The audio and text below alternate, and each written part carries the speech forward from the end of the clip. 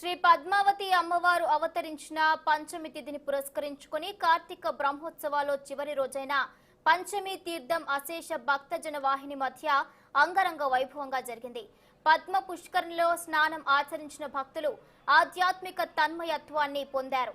శ్రీ పద్మావతి అమ్మవారు పల్లకిలో ఆలయ 4 మాడవీధుల్లో విహరించి భక్తులను అనుగ్రహించారు.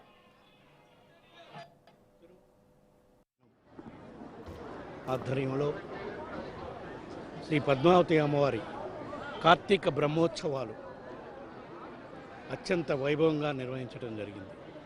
ఈ నెల 20వ తారీఖు నుంచి ప్రారంభమై ఈరోజు జరిగిన పంచమ తీర్థం కార్యక్రమంతో సాయంకాలం జరగబోయే ధ్వజ అవరోహణతో బ్రహ్మోత్సవాలు ముగింపు కార్యక్రమం జరుగుతుంది.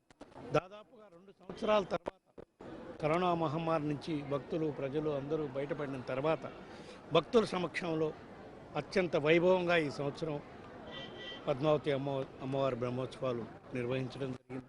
లక్షలాది మందిగా భక్తులు పాల్గొనే విధంగా మా అధికారులు మధ్యాహ్నం నుంచే ఉచితంగా అన్నప్రసాదము, తీర్థాలు, పాలు, మంచినీళ్ళు ఇప్పటి వరకు కూడా భక్తులకు అందించే కార్యక్రమం జరుగుతుంది. ఈ కార్యక్రమంలో పాల్గొన్న భక్తులందరూ కూడా దేశవ్యాప్తం నుంచి వచ్చిన భక్తులు, మన 2 తెలుగు రాష్ట్రాల నుంచి భక్తులందరూ కూడా స్వామివారి కృపా కటాక్షంతో సుఖంగా సంతోషంగా ఉండాలని మరొకసారి